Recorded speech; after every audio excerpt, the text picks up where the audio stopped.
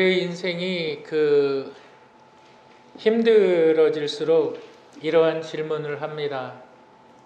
하나님, 내 인생은 왜 이렇게 힘이 듭니까?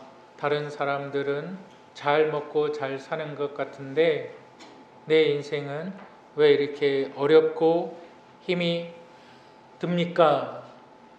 여러분, 이러한 말이나 생각을 누구나 했을 거예요. 그런데 이것은 신앙이나 믿음이 없어서 하는 말이 아니라 진지하게 인생을 살아가고 있기 때문에 신앙의 질문이에요. 신앙이 없고 믿음이 없으면 세상 사는 게 다 똑같지 인생살이 새옹지마 아닌가, 잘 될 때도 있고 못 될 때도 있고 그런 것이 아닌가. 그런데 신앙이 있으면 문제 앞에, 어려움 앞에 묻습니다. 그래서 사람은 물어서 어떠한 해답을 얻어야 마음이 좀 편하거든요. 도대체 내 삶이 어려운 게 누구 때문입니까? 나 때문입니까? 자라온 환경 때문입니까? 부모 때문입니까? 왜 이렇게 내 인생은 힘이 들고 어려운 인생입니까? 오늘 본문은 정확하게 이 질문을 하고 있습니다. 그런데 이 질문을 통해서 예수 그리스도께서는 아무런 말씀을 하지 않는 모습을 우리가 보게 됩니다. 우리의 인생 가운데 우리가 이러한 질문을 했다면 그 질문에 대한 정확한 하나님의 말씀을 받고 이 예배의 자리를 나아가시는 분들이 되시기를 주님의 이름으로 축복합니다. 오늘 말씀의 제목 우리 한번 따라 하실까요? 왜 이런 인생입니까? 왜 이런 인생입니까? 해서 우리가 기억해야 되는 첫 번째는 예수님께서는 생각의 방향을 바꾸십니다. 예수님께서는 생각의 방향을 바꾸시는 것을 보게 됩니다. 여러분, 우리가 본문에 딱 보면 이제 제자들이 맹인된 사람을 보게 됩니다. 그런데 이 맹인된 사람, 이 사람은 태어날 때부터 맹인이 되었던 자예요. 사고로 눈을 보지 못한 자가 아니에요. 어떠한 질병으로 인해서 시력을 잃어버린 자가 아니에요. 날 때부터 맹인된 자의 모습을 예수님과 그 제자들이 지나가면서 보게 될 때에 예수님께 이렇게 묻습니다. 우리 한번 3절과 4절을 한번 다 같이 읽겠습니다. 시작. 예수께서 대답하시되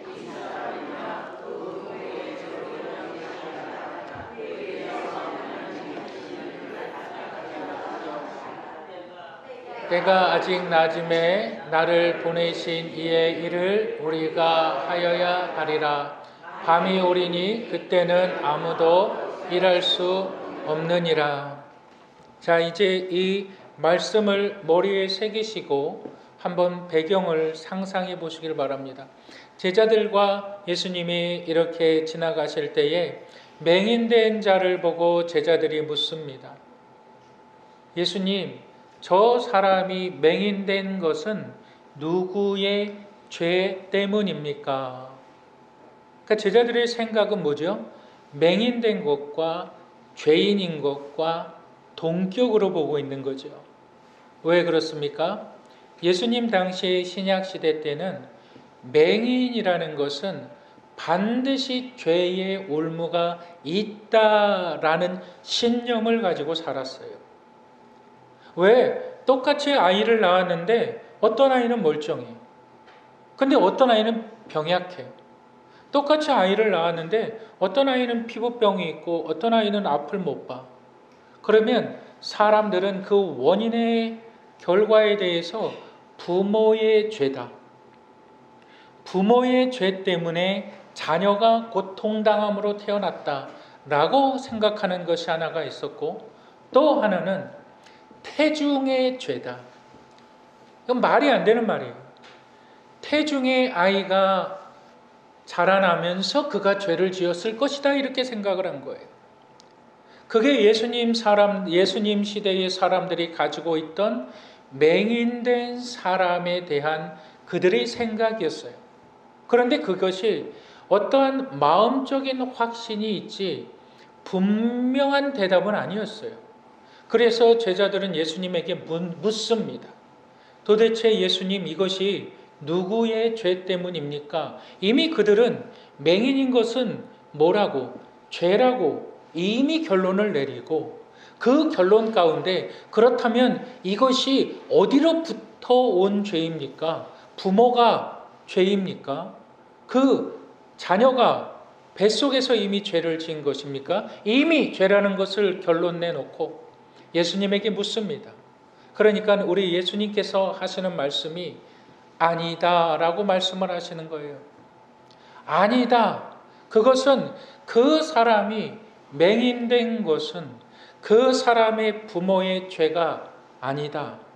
그 사람이 맹인된 것은 그 사람의 죄가 아니다 라고 이제 사람의 문제에서 벗어나서 그들의 시각, 그들의 생각을 하나님을 향해서 돌리십니다. 그리고서 하시는 말씀이 본문 4절의 말씀이죠. 우리 한번 4절을 한번 다 같이 다시 한번 읽겠습니다. 4절을 다시 읽겠습니다. 시작. 때가 아직 낮음에 나를 보내신 이의 일을 우리가 하여야 하리라. 밤이 오리니 그때는 아무도 일할 수 없느니라. 참 말이 어려워요. 참 말이 어렵고 무슨 뜻인지 잘 모르겠어요. 그런데 이 말씀을 정확하게 쉽게 말씀을 드리면, 아직 너희가 선한 일을, 착한 일을 할 수 있는 때이다. 지금은 너희가 착한 일을, 지금은 너희가 선한 일을 할 수 있는 때이다. 이것이 지금 낮이다. 그러나 곧 밤이 찾아오리니 너희가 선한 일을 하지 못할 때가 곧 온다. 그때가 밤이다. 그렇다면 이 맹인의 문제에 대해서 예수 그리스도께서 지금 하나님의 일을 나타내려 하심이라 라고 말씀을 하셨을 때에 하나님의 일은 뭘까요? 그것은 바로 선한 일이다. 누구에게 대한 선한 일이냐? 맹인에 대한 선한 일. 맹인에 대한 선한 일이 바로 하나님의 일이다 라고 말씀하시는 거예요. 이 사람이 맹인된 것은 죄가 아니다. 이 사람이 앞을 못 보는 것은 부모의 죄가 아니다. 이 사람의 삶의 문제, 이 사람의 삶의 어려움을 통해서 누군가 하나님의 사람들이 일어나게 돼 있다. 하나님의 사람들이 일어나서 이 사람을 도울 수 있는 것, 그것이 하나님의 일이다. 그것이 하나님의 일하심이다. 그것이 하나님의 놀라우신 축복이다 라고 말하는 겁니다. 여러분, 우리의 삶에는 다양한 어려움들이 있습니다. 다양한 삶의 문제들이 있습니다. 어떤 사람은 극심한 외로움 가운데 힘들어하는 분들도 있어요. 하나님, 나만 이렇게 외롭고 힘이 듭니까? 하나님, 나는 경제적으로 왜 이렇게 가난합니까? 내가 무엇을 잘못했습니까? 우리가 스스로 그렇게 자문할 때가 많이 있어요. 또 누군가에게 정죄를 받을 때가 있어요. 네가 스스로 만든 행동이니까 네가 해결을 해라. 네 잘못 아니냐? 네가 해결을 해라. 누가 너보고 그렇게 시켰느냐? 누가 너보고 가난하라고 말했느냐? 누가 너에게 병 걸리라고 말했느냐? 네가 알아서 해라. 네 책임을 네가 스스로 져라. 우리는 그런 것들을 우리 주위에 많이 보게 됩니다. 여러분, 어떤 사람이 문제 가운데 있습니다. 어떠한 사람이 심각한 고통 가운데 있고 극심한 어려움 가운데 있습니다. 내 삶은 왜 이럴까요? 왜 다 똑같이 앞을 보는데 왜 나만 앞을 못 볼까요? 왜 모든 사람들 새끼 밥 먹고 잘 사는데 왜 나만 이렇게 힘들까요? 그럴 때 우리는 이렇게 생각을 합니다. 다 사람들 하기 나름이야. 네가 그렇게 생각하고 네가 그렇게 판단하고 네가 그렇게 행동하고 그건 네 잘못이야. 너의 실수야. 문제를 정죄하지요. 그러나 우리 예수님께서는 뭐라 그럽니까? 문제를 맹인의 안못 보는 것을 문제로 보지 않습니다. 그 문제 속에서 무엇을 보십니까? 하나님의 일하심을 보게 됩니다. 여러분, 이것이 무슨 말입니까? 여러분들의 삶에 어떠한 어려움과 힘듦이 있는 사람들이 많이 있어요. 그러면 여러분들은 그들을 통해서 하나님의 일하심을 나타내 줘야 돼요. 어떻게? 이렇게요. 괜찮아. 괜찮아. 힘들지? 괜찮아. 다 지나갈 거야. 지금은 힘든 시기야. 괜찮아.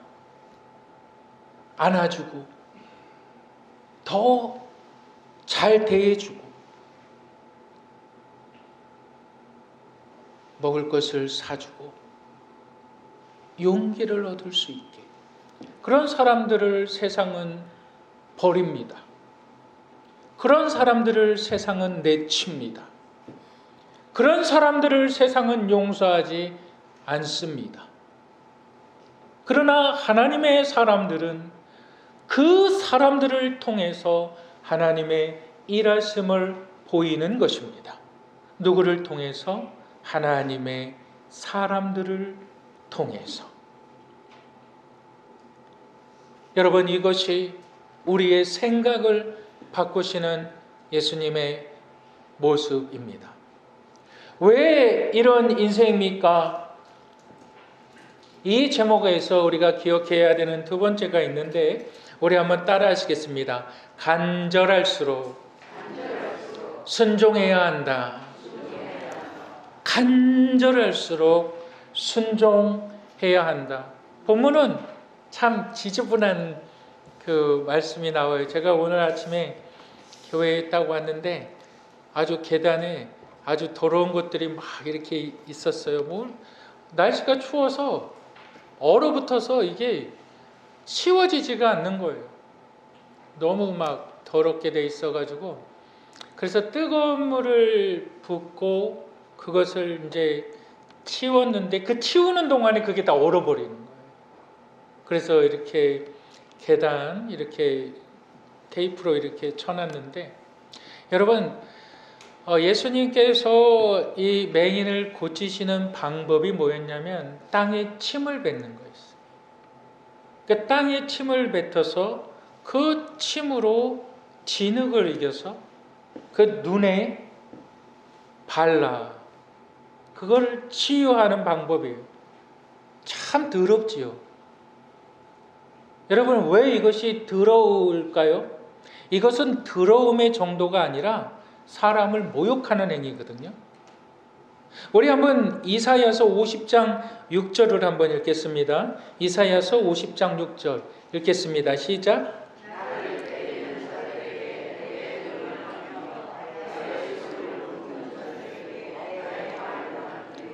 모욕과 침뱉음을 당하여도 내 얼굴을 가리지 아니하였느니라. 뭐라 그러냐면 사람을 모욕하는 것, 사람에게 이 치욕을 당하게 하는 것이 뭐냐면 침 뱉는 거예요. 에이 더럽다. 침을 딱 뱉는 거예요. 더러운 놈 이러면서 침을 뱉는 거예요. 그래서 당시 사회에서는 침뱉음이라는 것은 굉장히 수치스러운 사람에게 모욕감을 주는 거예요. 그게 사람들의 사고였다는 거예요. 문화였다는 거예요. 여러분, 이것을 본문을 잘 이해하시길 바랍니다. 그런데 예수님이 땅에 침을 뱉어요. 그리고 그것을 짓이겨요. 그리고 맹인의 눈에 발라요. 그렇다면 그 모습을 본 사람들, 다른 사람들은 예수님의 모습을 보고 무엇을 생각하셨을까요? 무엇을 생각했을까요? 수치당하는 자에게, 죄인인 맹인에게 예수님이 치욕을 2배로 주시는 거예요. 이미 모욕당하는 자에게 모욕을 또 주시는 거예요. 아니, 그냥 말씀으로 치유할 수 있잖아요. 아니, 그냥 예수님께서 깨끗한 물로 가서 씻어라 이렇게 말씀하셔도 됐잖아요.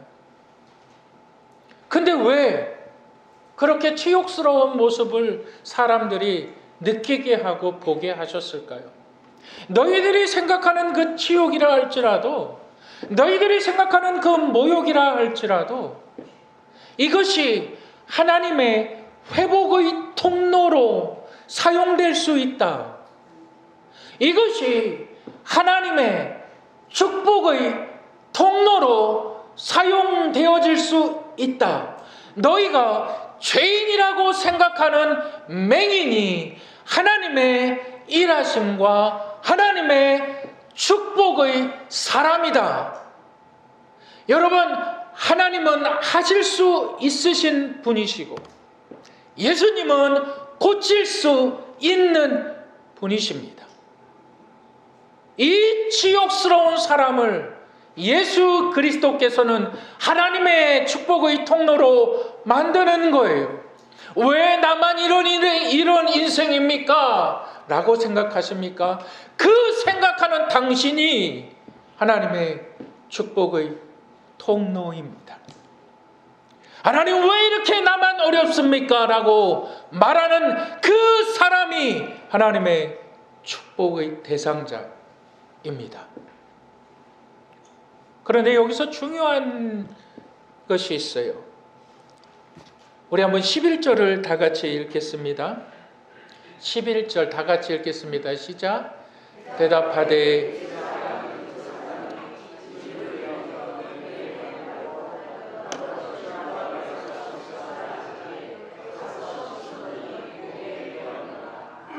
실로암에 가서 씻으라. 명령이죠. 하기에 가서 씻었더니, 여러분, 맹인의 순종이죠. 맹인의 순종. 여러분, 어떤 사람들이 순종할까요?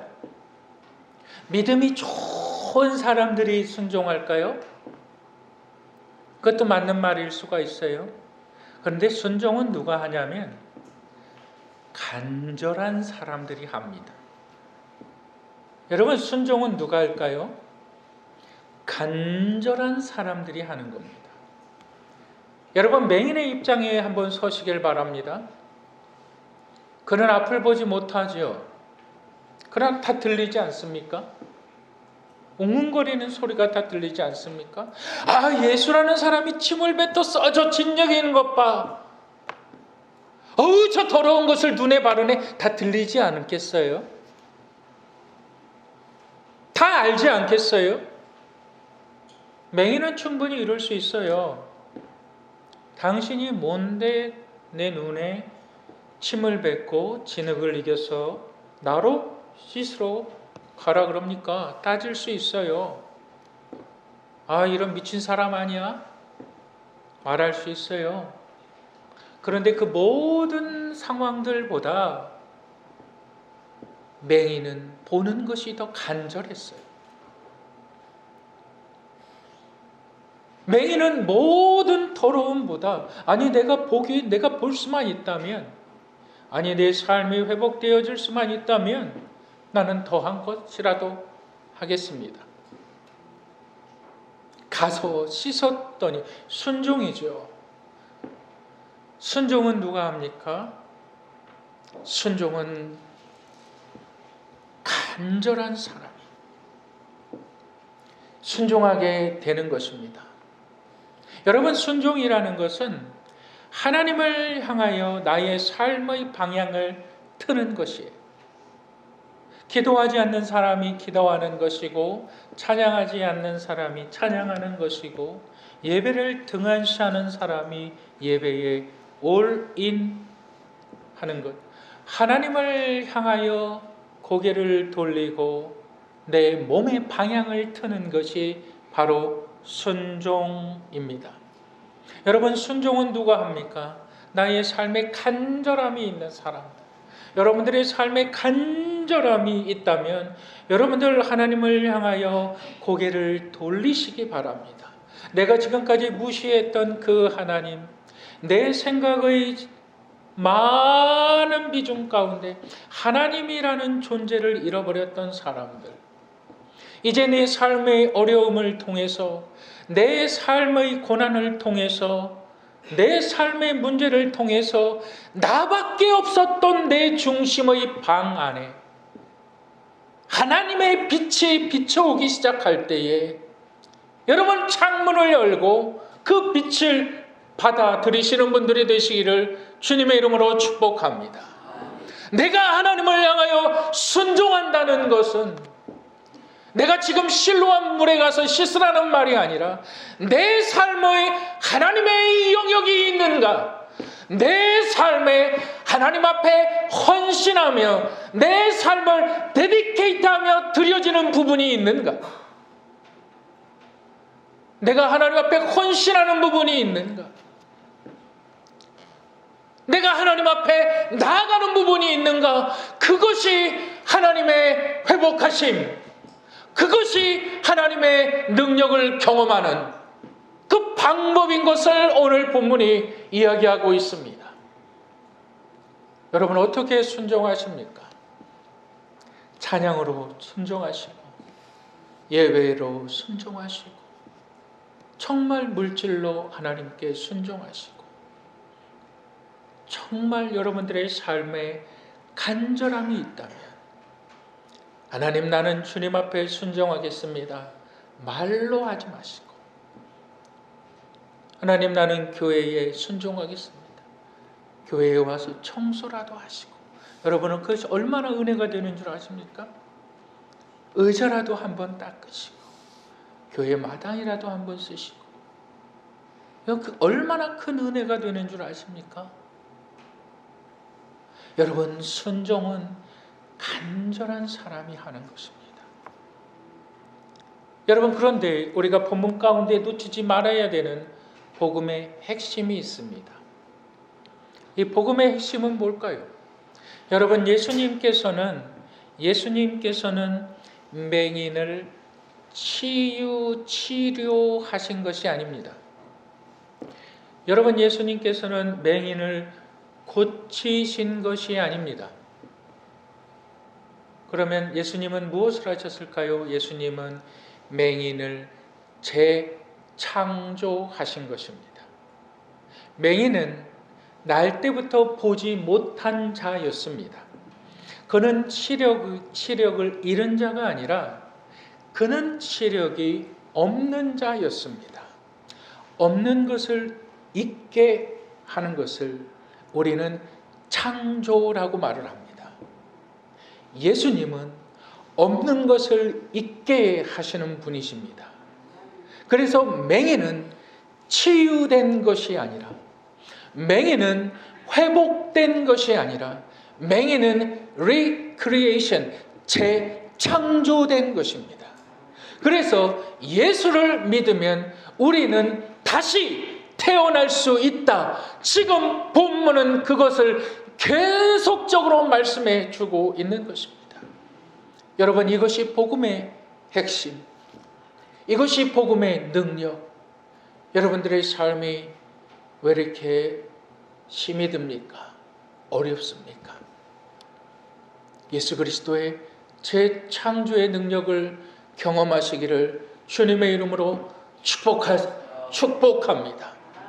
예수님을 향하여, 하나님을 향하여 고개를 돌리시고, 정말 여러분들의 간절한 삶의 문제들이 하나님 앞에 순종으로 해결되어지는 것을 여러분 보게 된다면 하나님의 은혜는 여러분들 위에, 하나님의 축복은 여러분들 위에 여러분들을 덮으시고 인도해 나갈 것입니다.